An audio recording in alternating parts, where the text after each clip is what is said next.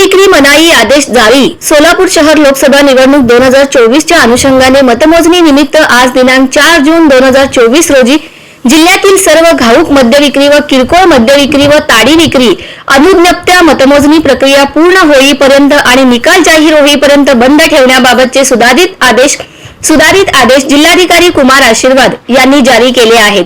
लोकसभा निवडणूक 2024 च्या अनुषंगाने मतदान व मतमोजणी प्रक्रिया शांततेत व भयमुक्त वातावरणात पार पाडावी याकरिता जिल्ह्यातील सर्व घाऊक व किरकोळ मद्य विक्री दुकाने, ताडी विक्री दुकाने दिनांक 5 मे 2024 ते दिनांक 7 मे 2024 रोजी मतदान प्रक्रिया संपेपर्यंत बंद ठेवण्याबाबत तसेच मतमोजणी निमित्त दिनांक 4 जून 2024 रोजी पूर्ण दिवस बंद ठेवण्याबाबत आदेश निर्गमित करण्यात आले होते। सदर आदेशात अंशतः बदल करण्यात आला असून मतमोजणी प्रक्रिया पूर्ण होईपर्यंत मद्य विक्री मनाई बाबत सुधारित आदेश जारी केले आहेत। सर्व मद्य विक्री अनुज्ञप्ती धारक व ताडी विक्री अनुज्ञप्ती धारक यांनी सदर आदेशाचे काटेकोरपणे पालन करावे।